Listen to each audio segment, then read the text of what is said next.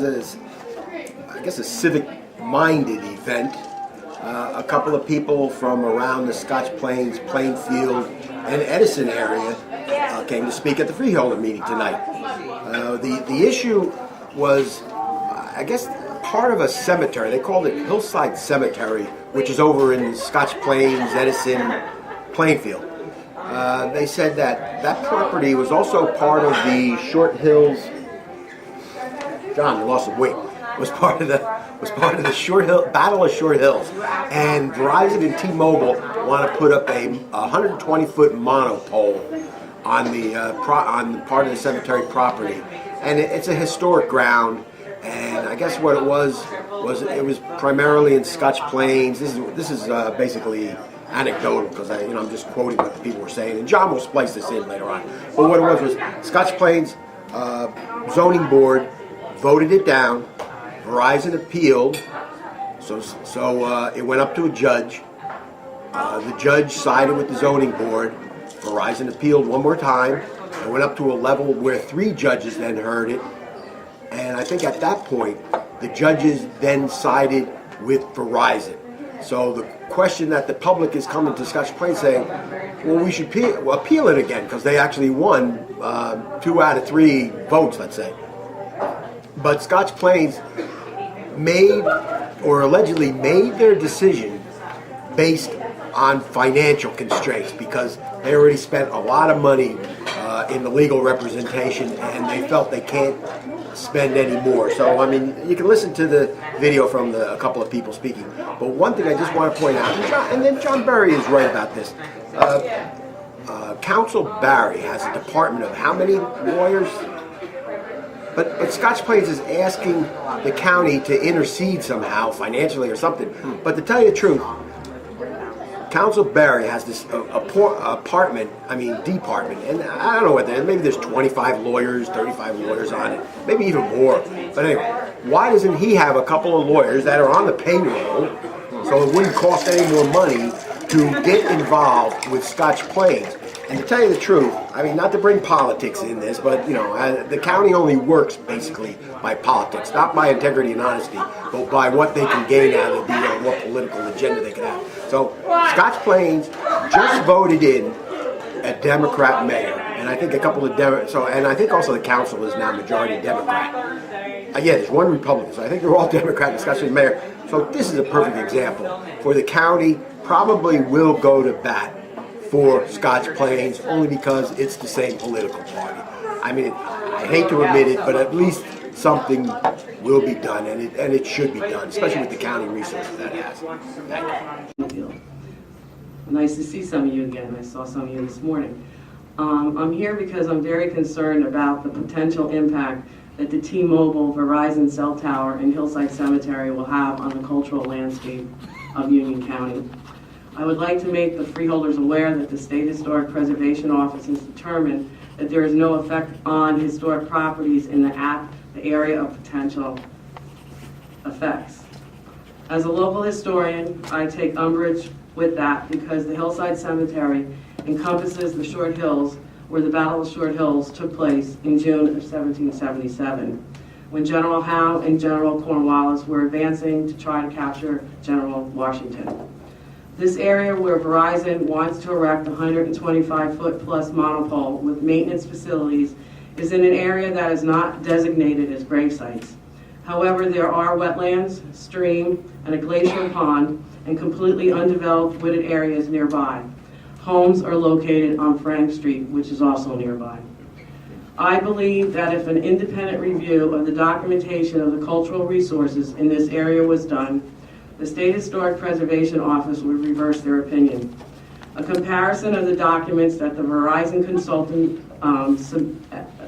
submitted and the submitted nomination for inclusion on the National Register of the Battlefields of the Short Hills Historic District would show that there may be, in fact, archaeological cultural resources that would be impacted.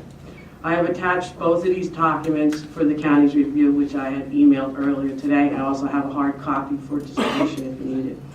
I also take umbrage with the submitted nomination that the local historical society in the Edison Metuchen area did because it stops at the Middlesex and Union County line.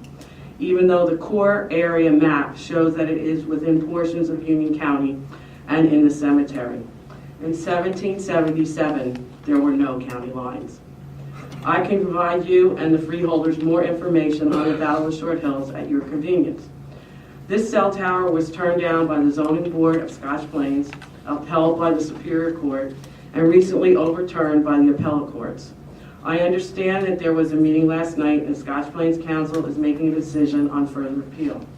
However, the 106 review must be given a second look because Union County may lose forever a cultural landscape that has survived 236 years. Since I wrote this, I've also reached out to Washington, to the Office of the Advisory Council for Historic Preservation. They will, because they're closed tomorrow, they can't take a look at it, but they will also take a look at the 106 review and contact the State Historic Preservation Office for more information. So at the federal level, it will be looked at, and as soon as I get more information about the response, I will give it to you. One of the other things I want to point out to the members of the Freeholder Board is that you have this document that Verizon paid for. It was dated March 19, 2010. The State SHPO office made a decision on 4/16/2010. Here we are, we go through all this process, and in 2012, a nomination was submitted for the historic district of the Battle of Short Hills. Well, the Battle of Short Hills, you had a plaque in Greenbrook Park that the Daughters of the American Revolution had erected in 1924, stating that on that site was the Blue Hills encampment, and for 3 days, from the 25th to the 27th, the battle took place. And it was the people of Plainfield, Union County, and the militias that really helped save Washington from being captured by Cornwallis and General Howe. And in both of these documents, this one paid for by Verizon, this one paid for by whoever in Edison, never once mentioned this book that was all about the battle in the countryside, written by a resident of Plainfield, Mr. Detweiler, and it details the entire battle in this book. And not one of these documents even talks about that. So that's why I'm protesting the State Historic Preservation 106 review, because there's unanticipated discoveries, and I do believe that at some point they're going to have to come back. And I would hope that some of you would also realize that I could go on about who's buried in that cemetery, especially like Warren Ackerman. Warren Ackerman, you all know, has a lot to do with Watchung Reservation. So I hope that the board would consider either supporting my 106 review process, or maybe you can discuss with Hillside Cemetery why they need to do this. I'm not against the cemetery. Verizon should not be doing this on a cultural resource in Union County. Thank you very much. Thank you, Ms. Fever. We did receive your information that you sent over, and the county manager is aware of it, and he has forwarded it on. So thank you.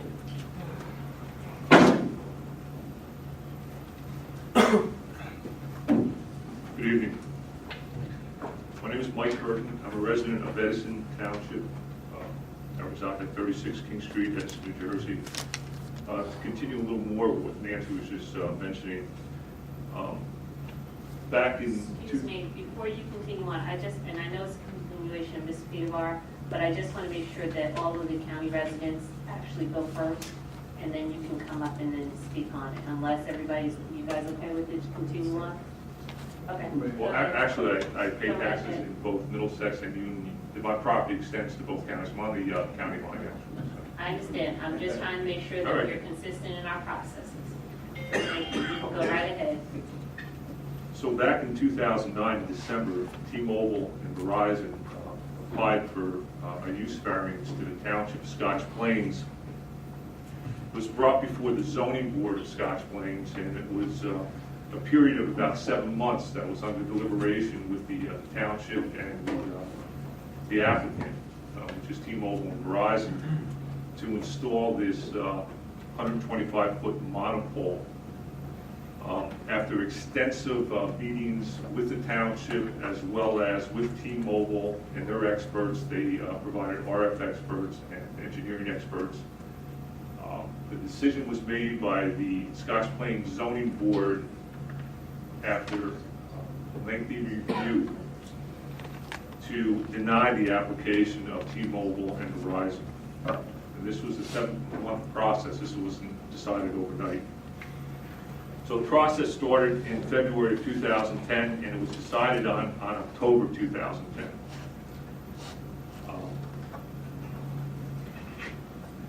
The applicant, Verizon/T-Mobile, carried their argument to the next level, which was a lower court, lower superior court, and it was brought before a trial judge. They presented their evidence, and the representing attorney for the Township of Scotch Plains presented the township's evidence. And the lower court judge upheld the decision of the zoning board, also denying the application of T-Mobile and Verizon. Freeholder Kowalski was gracious enough at one of the meetings to attend a zoning board meeting and gave some testimony to the fact of the historical significance of Hillside Cemetery, which is located in Scotch Plains. And we appreciated her coming out and doing that for us. Consequently, after the lower court decision, Verizon and T-Mobile proceeded to appeal to the next level of court, which is the appellate division, which is the intermediate court for the state of New Jersey, where a 3-panel judge reviewed the case. They presented their case to the 3-panel judge, and this, I believe, was started in September, and a decision was rendered recently and published on March 11th of this year. And in their decision, they have concluded that T-Mobile and Verizon should be able to build the cell tower, which contradicts the zoning board as well as the lower superior court decision. At the point of this decision, the township people and the concerned citizens of that area and friends of the historic significance of the Hillside Cemetery regrouped once more to try to figure a way of proceeding. Last night at the Scotch Plains Township Hall, we had a meeting with the council people as well as the mayor of the township.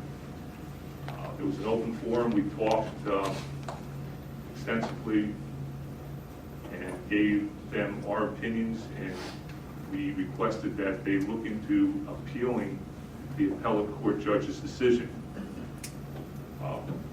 They were receptive to the statements that were made and went into a closed session, which lasted approximately an hour to an hour and a half.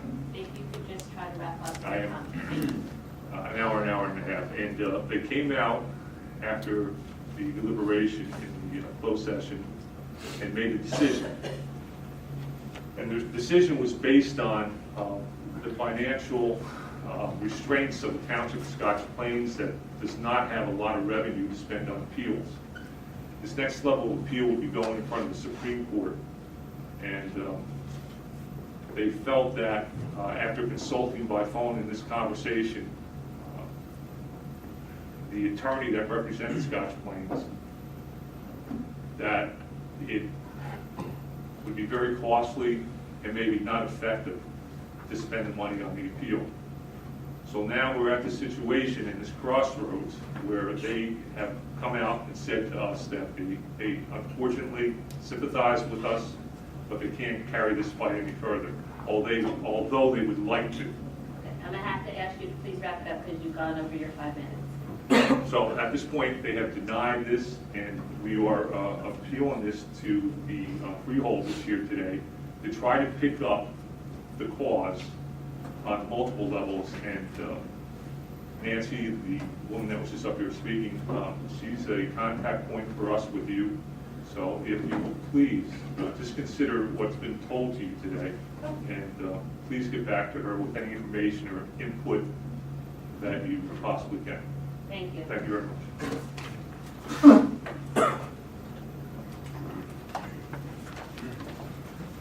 Good evening. My name is Salvatore Oliveto. I live on 1507 Frank Street in Scotch Plains, New Jersey.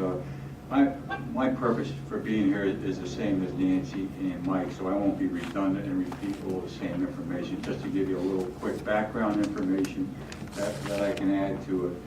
As Mike said, we are asking, and we probably will get a temporary delay in this decision of the permit of the cell tower in Scotch Plains. So all I'm asking, and the residents of Scotch Plains are asking for, is any assistance that you might provide us would be of great help. I'll give you a quick background information on how these meetings left, and then I'll just end it after that. But these meetings, did start in February of 2010 and wrapped up in October of 2010. The residents went through the normal process, expressed their views why they did not want this cell tower here. This cell tower is in a residential area, and it's going to be spotted in an historical cemetery. That's a beautiful landscape cemetery. The closest homes are less than 200 feet away from this cell tower, and I'm like 250 feet away from it. And this does pose a lot of moral and safety issues just with this cell tower being there. And I think there's almost 30 cell towers in the township of Scotch Plains, but this one is really dead set in a residential area. So there are problems there, and there are some other issues involved. There were a lot of contradictions that were made by Verizon and T-Mobile during the course of the meetings, and really left their presentation very suspect. There were also in the local towns such as Cranford and the Willow Grove site in Scotch Plains won their decisions on the cell towers. They were not allowed to erect these cell towers there. And and our situation was no different than what theirs were, except that they denied their applications. We were unfortunately did not have legal representation, and that did pose a problem for us. But again, we had the same issues, and yet we lost in the Superior Court. So all I'm asking is if you can anyway give us any assistance, the longer we can delay this, and maybe we can have more attention to this matter. In my opinion, SECA guidelines for the cell towers were definitely violated, and yet they were granted the permit. So again, any help you can assist us with, I appreciate it. Thank you very much for your time.